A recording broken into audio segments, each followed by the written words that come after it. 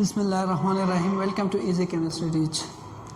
Previous lecture में हमने importance of KC को स्टार्ट किया था और उसमें से पहला जो था ये डायरेक्शन ऑफ रिएक्शन वो पढ़ा था। आज उसमें जो दूसरा पार्ट है एक्सटेंट ऑफ रिएक्शन उसको स्टार्ट करते हैं कि केसी का दूसरा जो इम्पोर्टेंस है ये समझाता हूँ कि इसमें क्या कहते हैं। सेकेंड इम्पोर्टेंस ऑफ केसी है कि एक्सटेंट ऑफ रिएक्शन।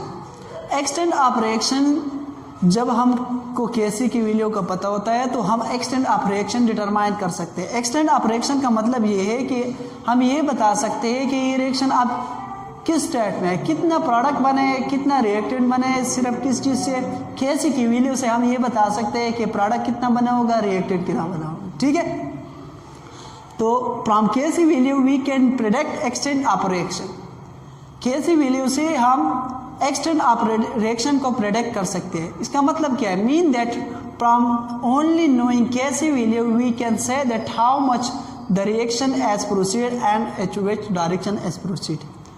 सिर्फ और सिर्फ केसी वैल्यू के नॉन होने पे हम ये बता सकते हैं कि ये रिएक्शन कितना प्रोसीड हुआ है और कौन सा डायरेक्शन में प्रोसीड हुआ है। ठीक है, तो ये हम किस चीज़ से बता सकते हैं? सिर्फ और सिर्फ केसी की वैल्यू से। तो ये दूसरा इंपॉर्टेंस है आप केसी। ठीक है, हम किस तरह बताएंगे, हमें किस तरह पता चलेगा कि अगर केसी वैल्यू हमें मालूम है और हम ये बताएंगे कि ये रिएक्शन इतना हुआ है। ठीक है, करेंगे ना, क्योंकि केमिकल इक्विलिब्रियम का जो कांस्टेंट होता है केसी, इसके 3 वैल्यू हो सकता है। पहला नंबर जो पॉसिबिलिटी है, जो प्रोबेबिलिटी है वो क्या है? एफ केसी क्या हो, केसी वैल्यू एज वेरी लार्ज। जब क्या होता है केसी वैल्यू क्या होता है होगा, या तो बहुत ज़्यादा होगा। एफ केसी वैल्यू न इधर स्मॉल ना और लार्ज, या तो केसी वैल्यू क्या होगा, ना लार्ज होगा ना स्मॉल होगा।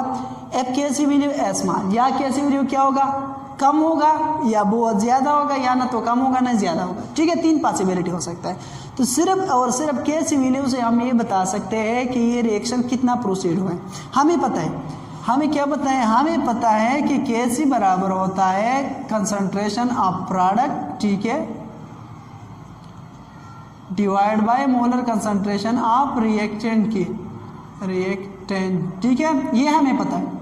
हमें सिर्फ ये पता है कि प्रोडक्ट का जो कंसंट्रेशन होता है और रिएक्टेंट के कंसंट्रेशन को हम क्या कहते हैं, रेशो को हम कहते हैं केसी। ठीक है, हमें ये भी पता है कि K C as directly proportion to product concentration क्या होता है। हमें ये पता है कि केसी का वैल्यू जो है ये डायरेक्टली प्रोपोर्शन होता है किस चीज़ की, प्रोडक्ट की कंसंट्रेशन, और ये इनवर्सली प्रोपोर्शन होता है किस चीज़ की, K C is inversely proportion to concentration of reactant. ठीक है, सिर्फ हमें 2 बातें पता है, केसी डायरेक्टली प्रोपोर्शन होता है प्रोडक्ट की कंसंट्रेशन की, और इनवर्सली प्रोपोर्शन होता है रिएक्टिव की कंसंट्रेशन को। ठीक है, तो हम इस बेस पे बताएंगे कि ये रिएक्शन कितना हुआ है। ठीक है, पहला पॉसिबिलिटी कि जब केसी वैल्यू क्या होगा, बहुत ज़्यादा होगा। जब केसी वैल्यू ज़्यादा होगा तो इसका मतलब कि केसी डायरेक्टली प्रोपोर्शन है किस चीज़ को, प्रोडक्ट को। तो इससे हम ये बता पाएंगे कि अगर प्रोडक्ट का कंसंट्रेशन क्या है, ज़्यादा है, क्योंकि केसी ज़्यादा है, तो इसका मतलब ये हुआ कि रिवर्सिबल रिएक्शन में 2 रिएक्शन होता है, एक फॉरवर्ड रिएक्शन होता है, एक बैकवर्ड रिएक्शन।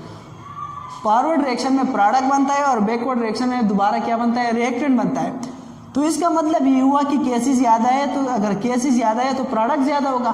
तो मतलब जाहिर सी बात है जो फॉरवर्ड रिएक्शन है वो क्या होगा, वो ज़्यादा होगा, तो प्रोडक्ट ज़्यादा बना होगा। ठीक है, तो ए की वैल्यू से, केसी वैल्यू से हमें ये बताया कि प्रोडक्ट ज़्यादा बना है। ठीक है, फॉरवर्ड रिएक्शन ज़्यादा हुआ है। ठीक है, दूसरा पॉसिबिलिटी क्या हो सकते हैं? दूसरा पॉसिबिलिटी ये हो सकता है कि केसी वैल्यू न इधर स्मॉल ना और वेरी लार्ज, कि केसी वैल्यू न तो बहुत स्मॉल होगा और न क्या होगा, न बहुत लार्ज होगा।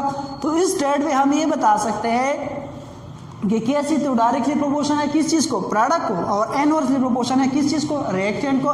न तो केसी वैल्यू ज़्यादा है न कम है, तो इसका मतलब ये है कि न तो ज़्यादा प्रोडक्ट बनाए और न ज़्यादा रिएक्टेंट क्या है, रिएक्टेंट बनाए दोबारा। ठीक है, तो इसका मतलब ये है कि ये रिएक्शन जो है अभी इक्विलिब्रियम स्टेट में, किस स्टेट में, इक्विलिब्रियम स्टेट में।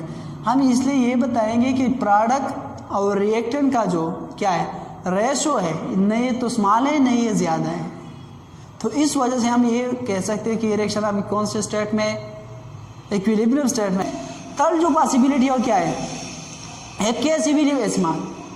ये इस तरह पॉसिबिलिटी है कि जब Kc का वैल्यू क्या होगा, बहुत स्मॉल होगा। जब Kc का वैल्यू बहुत स्मॉल होगा तो इसका मतलब ये है कि फॉरवर्ड रिएक्शन नहीं हुआ। फॉरवर्ड रिएक्शन जो अगर हुआ भी है तो बहुत कम हुआ है, क्योंकि रिएक्टेंट हमारे पास क्या है, बहुत ज़्यादा है। अगर Kc वैल्यू कम होगा तो रिएक्टेंट क्या होगा, ज़्यादा होगा, और प्रोडक्ट क्या होगा, कम होगा।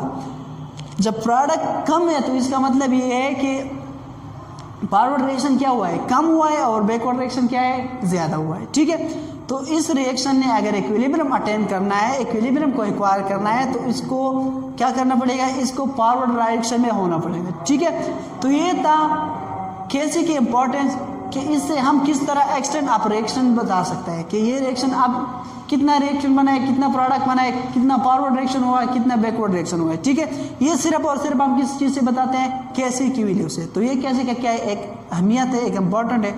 एक एग्जांपल है, मैं समझाता हूँ कि एग्जांपल में क्या कह रहे हैं। Predict the extent of reaction at Kc value as 1 multiplied by 10⁻⁻30 at 25 degree centigrade.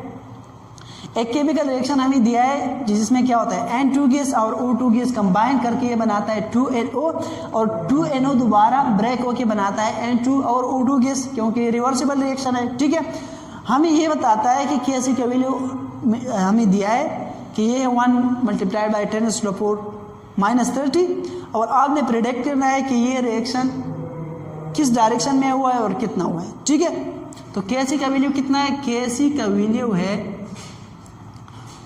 1 multiplied by 10⁻⁻30। ठीक है, Kc का वैल्यू बहुत कम है।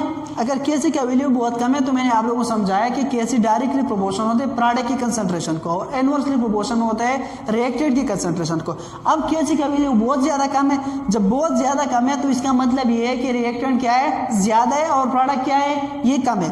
तो इस रिएक्शन ने, ये जो रिएक्शन है, ये फॉरवर्ड जो रिएक्शन है, ये बहुत क्या हुआ है, कम हुआ है। बहुत कम 2NO बना है। नाइट्रस ऑक्साइड क्या बना है, बहुत कम बना है, और नाइट्रोजन और ऑक्सीजन कितना है, ये ज़्यादा है। ठीक है, तो ये हमने किस चीज़ से बताया, सिर्फ और सिर्फ Kc की। आई होप ये आपको समझ में आ गया होगा। तो मिलते हैं नेक्स्ट वीडियो में। अल्लाह हाफ़िज़।